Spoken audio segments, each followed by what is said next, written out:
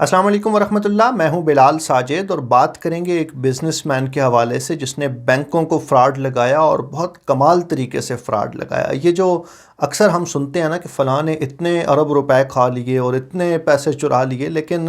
کبھی ہم نے کسی کو پکڑے جاتے نہیں دیکھا، اور اس کی وجہ یہ ہے کہ قانون کی کتاب کے اندر ایسے راستے موجود ہوتے ہیں، قانونی پیچیدگیاں اور ایسے قانونی سکم موجود ہیں جن سے فائدہ اٹھاتے ہوئے بہت سے بزنس مین اور بہت سے سیاستدان اپنا راستہ تلاشتے ہیں اور غریب عوام کا پیسہ لوٹتے ہیں، چوری کرتے ہیں، اور بعد میں کبھی ان پہ کیسز نہیں چلتے، کبھی وہ پکڑے نہیں جاتے۔ اور یہ جو ہم آپ کو کہانی سنانے جا رہے ہیں یہ محض دیگ کا ایک دانہ ہے، ورنہ یہاں پہ تو پوری چاولوں کی جو پوری دیگ ہے وہ ساری ایسی ہی ہے۔ یہ جو کہانی ہے یہ انڈیا کے ایک بزنس مین کی ہے۔ نیٹ فلکس پہ ایک سیریز موجود ہے انڈیا کے بلینئرز کے حوالے سے، 3 ایپیسوڈز اس کی موجود ہیں، اس کے بعد مزید ایپیسوڈز آنے کا سلسلہ بند ہو گیا، لیکن ہم آپ کو جو پہلی ایپیسوڈ ہے اس کی سمری کسی حد تک آپ کے سامنے رکھنے کی کوشش کریں گے۔ وجے مالیہ نام کے ایک بزنس مین ہے جی، بنگلور سے ان کا تعلق ہے، اور آج سے 40 سال پہلے یہ کہانی شروع ہوئی جب ان کے ابا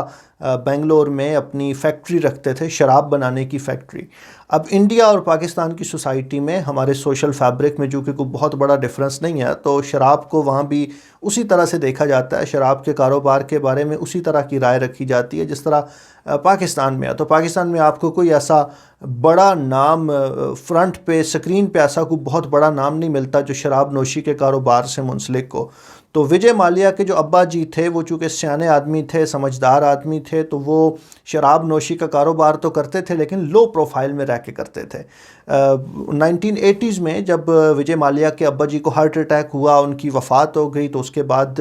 28 سالہ وجے مالیہ نے کمپنی کی باغ ڈور سنبھالی۔ اب 28 سالہ نوجوان ہے تو ظاہر ہے اس کو تو یہ نہیں پتا کہ بھائی میں نے لو پروفائل رہنا ہے، تو اس نے یہ سوچا کہ میں اس شراب بنانے کے بزنس کو شراب نوشی میں اور ایک لائف سٹائل میں کنورٹ کروں گا۔ تو وجے مالیہ کی کمپنی جو parent group U B group کے نام سے جانا جاتا تھا، اس نے اپنا ایک برانڈ بنایا کنگ فشر کے نام سے، اور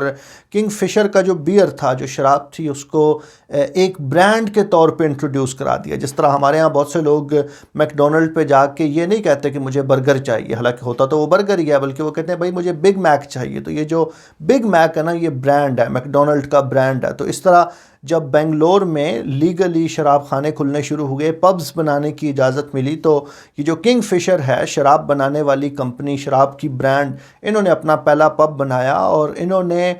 کنگ فشر کو ایک برانڈ بنا دیا۔ وجے مالیہ کا چونکہ اس کا ایک ذہن تھا بزنس کے حوالے سے، برانڈنگ کے حوالے سے، تو کنگ فشر کا برانڈ آ گیا، اور لوگ جا کے یہ نہیں کہتے تھے کہ مجھے بیئر چاہیے یا مجھے شراب چاہیے، لوگ کہتے تھے مجھے ایک کنگ فشر دیجیے۔ تو ظاہر ہے اس کے بعد بزنس نے ایکسپینڈ کرنا شروع کیا۔ اب انڈین گورنمنٹ کی طرف سے ایک ایسا ٹائم آیا جب شراب نوشی تو جائز تھی، شراب نوشی کی اجازت تو تھی، شراب بنانے کی اجازت بھی تھی، لائسنس تھے، سارا کچھ موجود تھا، لیکن چونکہ سوسائٹی اس کو ایکسیپٹ نہیں کرتی تھی، تو یہ جو بین تھا، اس کے بعد پرابلم یہ ہوا کہ اگر آپ پروڈکٹ بنا رہے ہیں، پروڈکٹ مارکیٹ میں سپلائی کر رہے ہیں، تو آپ اس کو بیچیں گے کیسے، آپ لوگوں کو بتائیں گے کیسے کہ آپ کے پاس پروڈکٹ موجود ہے۔ تو وجے مالیہ چونکہ مارکیٹنگ کا بندہ تھا، برانڈنگ کا بندہ تھا، تو اس نے بڑے انوویٹو، بڑے ناول قسم کے سلوشنز لے آئے۔ یعنی کنگ فشر چونکہ برانڈ تھا شراب کا، تو کنگ فشر کا کولا آ گیا، کنگ فشر کا سوڈا آ گیا، کنگ فشر کا پانی آ گیا، تو کنگ فشر کے ساتھ منسلک جو لائف سٹائل ہے وہ ایک برانڈ بنتا چلا گیا۔ تو جب آپ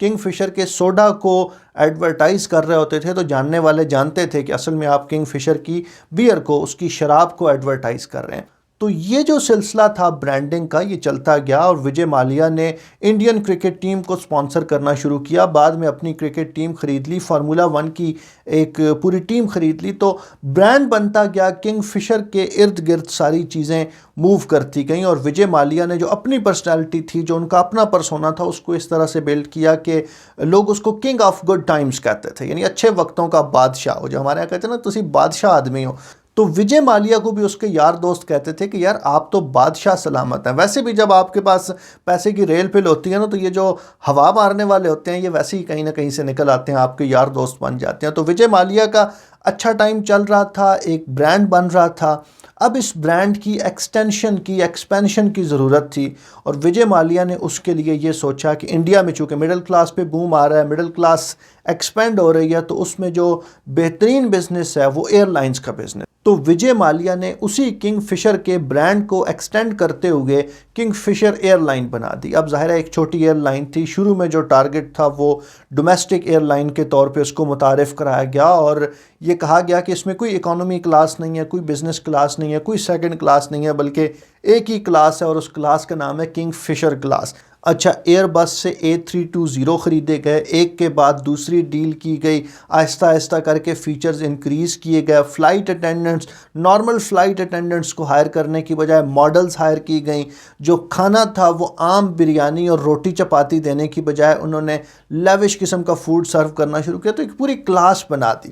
اچھا, اب کنگ فشر ایئر لائن کا بزنس جیسے جیسے آگے جانا شروع ہوا تو یہ ایک پروفیٹیبل بزنس کی بجائے یہ ایک لائبلٹی بنتا چلا گیا, اور اس کے جو لونز تھے وہ انکریز ہوتے چلے گئے.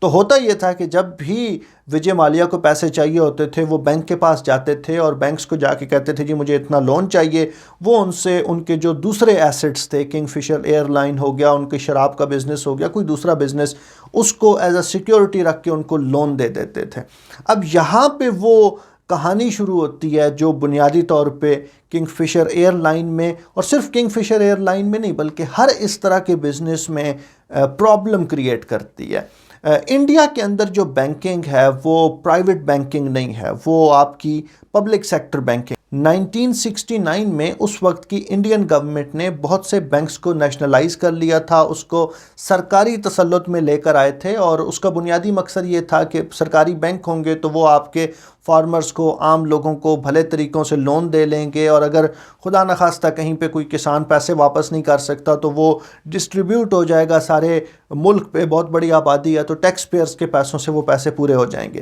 لیکن بجائے اس کے کہ ان بینکوں سے فارمرز فائدہ اٹھاتے یا عام لوگ اس سے فائدہ اٹھاتے, یہ جو بڑے بڑے جائنٹس تھے وجے مالیہ جیسے جو شاطر, چالاک, جو ہوشیار لوگ تھے, انہوں نے اس کو یوز کرنا شروع کیا.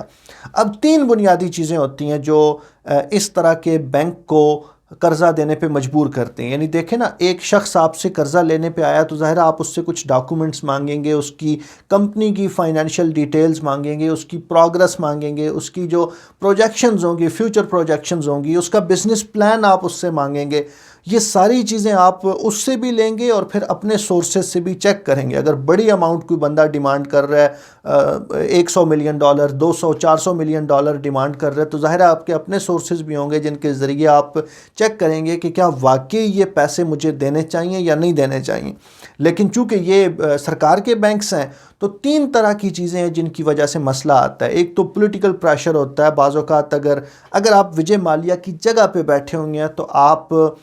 پولیٹیکلی وہ سٹرنگز پل کر لیتے ہیں جس کی وجہ سے پیسے آپ کی طرف آنا شروع ہو جاتے ہیں. کرپشن ہو سکتی ہے جی, بینک کے عملے کو آپ نوٹ دکھاتے ہیں اور جس کو نوٹ دکھائیں گے اس کا موڈ بن جائے گا. اور ایک تیسری صورت ہو سکتی ہے جو کہ ہائیلی امپروبیبل ہے, بڑی لیس لائکلی ہے, کہ جو بینک کا عملہ ہے وہ اتنا انکمپیٹنٹ ہے کہ اس کو پتہ ہی نہیں ہے کہ یار میرے سامنے یہ جو فائنینشیل سٹیٹمنٹ آئی ہے کیا مجھے اس پہ لون دینا چاہیے یا نہیں دینا چاہیے. میرا یہ خیال ہے کہ یہ تیسری صورت ممکن نہیں ہے. پہلی دو صورتوں میں سے کوئی ایک صورت ہوتی ہے جس کی وجہ سے آپ سرکاری بینکوں سے جا کے قرضہ لے لیتے ہیں اور بعد میں آپ وہ قرضہ واپس نہیں کر رہے ہوتے. اب یہ جو وجے مالیہ صاحب کی کنگ فشر ایئر لائنز تھی یہ 2004 میں بنی, اور 2004 کے بعد یہ مسلسل لاس میں چل رہی تھی, اور جو قرض تھا کنگ فشر ایئر لائنز کا یا یو بی گروپ کا جو قرض تھا وہ ایکسپوننشلی انکریز کر رہا تھا. یعنی 2005 میں جو قرضہ $13 ملین تھا, اگلے سال وہ $98 ملین تھا, اس سے اگلے سال وہ $250 ملین تھا, اور پھر 2 سالوں میں وہ $3000 ملین اور 2010 میں $4000 ملین پہ پہنچ گیا. اور یہ جو سارا قرضہ تھا یہ انڈیا کے جو سرکاری بینکس ہیں ان سے لیا جا رہا تھا, اور یہ جو پیسے تھے یہ سارے کنگ فشر ایئر لائنز میں یا وجے مالیہ کے جو دوسرے شوق تھے, جو دوسرے بزنسز تھے, ان میں ضائع ہو رہے تھے, انویسٹ ہو رہے تھے, اس کی عیاشیوں پہ خرچ ہو رہے تھے. ایئر لائن کسی قسم کا کوئی پروفٹ نہیں بنا رہی تھی بلکہ مسلسل خسارے میں جا رہی تھی. اور ایک وقت ایسا آیا کنگ فشر ایئر لائن پہ, ایک ٹائم ایسا آیا جب انڈین آئل نے انہیں کریڈٹ پہ تیل دینے سے انکار کر دیا, جب جہازوں میں کھانا ختم ہو گیا اور جو فلائٹ اٹینڈنٹس تھی, جو سٹاف تھا, وہ اپنا کھانا مسافروں میں تقسیم کر رہے تھے. جب سٹاف کو تنخواہیں نہیں دی جاتی تھیں اور اس پہ بڑے احتجاج ہوئے، بڑے مظاہرے ہوئے، میڈیا میں رپورٹ ہونا شروع ہوا. اس دوران یعنی ایئر لائن تو ظاہر چل رہی تھی، جیسی تیسی تھی وہ چل رہی تھی. تو ایک فائنینشیل اینالسٹ تھے جنہوں نے کینیڈا سے انڈیا کا ٹریول کیا کنگ فشر ایئر لائن پہ، اور وہ جو اینالسٹ ہیں وہ یہ بتاتے ہیں کہ جب میں ایئر لائن کے اندر گیا تو ٹکٹ میرے پاس تھا اور مجھے پتا تھا کہ میں نے اتنے کا ٹکٹ بائی کیا اور مارکیٹ میں ٹکٹ کی پرائس تقریباً اتنی چل رہی ہے. لیکن جب میں نے اندر جا کے فیسلٹیز دیکھیں اور وہ جو سروس تھی میں نے وہ دیکھی تو میں نے کہا کہ یار there is something wrong with this airline, کہ اتنے پیسوں میں اتنی پرائس میں آپ یہ والی سروسز نہیں دے سکتے. تو کہتا ہے جب میں اپنا انڈیا کا ٹرپ کر کے واپس گیا تو میں نے جو کمپنی تھی اس کی فائنینشیل سٹیٹمنٹس کو دیکھنا شروع کیا، اور پھر انہوں نے ایک بڑی ڈیٹیلڈ قسم کی رپورٹ پبلش کی جس میں کنگ فشر ایئر لائن کے جو واجب الادا قرضے تھے، جو ان کے لاسز تھے، پروفٹس تھے جو کہ منفی میں تھے، وہ ساری چیزیں رپورٹ کیں. اچھا، یہ رپورٹ جب انڈین میڈیا کے ہتھے چڑھی تو اس کے بعد ایک طوفان کھڑا ہو گیا اور وجے مالیہ پہ کیس بننا شروع ہو گئے، ایک کے بعد دوسرا، دوسرے کے بعد تیسرا. دوسری طرف وہ جو کرائسس تھا کہ ان کا اپنا سٹاف ان کے خلاف احتجاج کر رہا تھا، سروسز کی کوالٹی ڈاؤن ہو رہی تھی، سروسز معطل ہو رہی تھیں، اور بالآخر یہ ہوا کہ ایک سہانی شام وجے مالیہ جہاز میں بیٹھے اور وہ لندن چلے گئے اور انڈیا سے بھاگ گئے. اور انڈیا کی جو عدالتیں ہیں وہ اس کے بعد ان کو نوٹس بھیجتی تھیں، ان کو لکھتی تھی کہ بھائی آپ واپس آ جائیں، یہاں پہ آ کے اپنے کیسز کا سامنا کریں. وجے مالیہ واپس نہیں آئے، جس طرح ہمارے پاکستان سے بہت سے لوگ لندن گئے ہیں لیکن بس وہ واپس نہیں آ رہے. اب چونکہ پاکستانی گورنمنٹ اس طرح کے معاملات میں بہت زیادہ سیریس نہیں ہوتی، انڈین گورنمنٹ نے تھوڑی سی سیریسنس دکھائی اور انہوں نے جا کے وہی جو فائنینشیل مس کنڈکٹ کے کیسز تھے، جو فراڈ کے کیسز تھے، وہ لندن کی عدالتوں میں کی. اور لندن کی عدالتوں نے بڑی ڈیٹیلڈ انویسٹیگیشن کے بعد، پوری طرح سے مقدمہ سننے کے بعد وجے مالیہ کو یہ جو پورا فراڈ تھا اس کے لیے رسپانسبل قرار دیا. اور آج کل یہ کیس اس نوعیت پہ ہے کہ انڈین گورنمنٹ یہ چاہتی ہے کہ برطانوی حکومت وجے مالیہ کو دوبارہ انڈیا کے حوالے کرے، اور برطانوی عدالتوں میں آج کل وجے مالیہ اس بات پہ فائٹ کر رہے ہیں کہ بھائی باقی جو مرضی کرو، میں نے انڈیا واپس نہ بھیجو. یہ جو پوری کہانی تھی یہ آپ کے سامنے رکھنے کے دو مقاصد تھے. ایک تو یہ کہ یہ جو پاورفل بزنس مین ہوتے ہیں یہ کس طرح سے آپ کے سرکاری وسائل کو ہڑپ کرتے ہیں، قانونی طریقے اختیار کرتے ہیں، کوئی بہت لمبی چوڑی کرپشن نہیں کر رہے ہوتے اور اس کرپشن کو پکڑنا بہت مشکل ہوتا ہے. لیکن یہ ہے کہ جو ہاتھ مارتے ہیں، جو پیسے نکالتے ہیں، وہ ایک بڑی اماؤنٹ ہوتی ہے. یعنی جرم تو یہ محض اتنا کر رہے ہوتے ہیں کہ کسی بینک کے عملے کو 10,000 روپے رشوت دے دی، 50,000 روپے رشوت دے دی، لاکھ 2 لاکھ پکڑا دیے. جرم تو یہ ہے، لیکن اس کے نتیجے میں عام ٹیکس پیئر کی پاکٹ سے جو پیسے نکلتے ہیں وہ بہت بڑی اماؤنٹ ہے. میں نے آپ کو وجے مالیہ کے کیس میں بتایا کہ آخری سال جو انہوں نے قرضہ لیا وہ $4,000 ملین تھا. جو